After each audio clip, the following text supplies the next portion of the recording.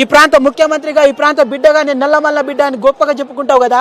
మరి ఈ ప్రాంతానికి నువ్వు ముఖ్యమంత్రి 22 నెలలు అవుతుంది, 22 రూపాయలైనా ఇచ్చే సోయి ఉందా నీకు? ఈ తెలంగాణ నియోజకవర్గానికే, తెలంగాణ రాష్ట్రానికే నువ్వు ఏం చేస్తలేవని తెలంగాణ సమాజం అంతా ఈ రోజు చెప్తా ఉన్నది. కానీ ఈ ప్రాంతంలో పుట్టి పెరిగినావు, ఈ ప్రాంతం నీకు అన్ని విధాలుగా జన్మనిచ్చిందా? కన్న తల్లిదండ్రులు ఎట్లనో ప్రాంతం అట్లా, ఊరట్లా. మరి ఈ ప్రాంతానికి ఎందుకయ్యా మా మీద ఇంత కక్ష కట్టినావు?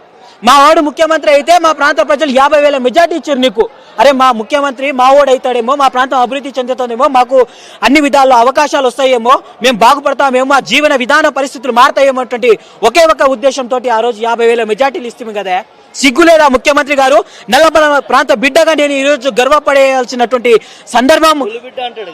అదే పులిబిడ్డ కాదు, పిల్లిబిడ్డ అయిపోయింది ఈ రోజు. ఆయన పరిపాలన వ్యవస్థ మొత్తం సన్నగిల్లిపోయింది. దేని మీద అవగాహన లేదు, ఇష్టం వచ్చినట్టు మాట్లాడలేం. మాలాంటి యువకులు రాజకీయాల్లో రావాల్సినటువంటి యువకులు ఎంతో మంది ఉన్నారు ఈ రోజు సమాజంలో. రావాలనే ఆశతోటి, స్ఫూర్తితోటి వచ్చిన వాళ్ళు ఉన్నారు.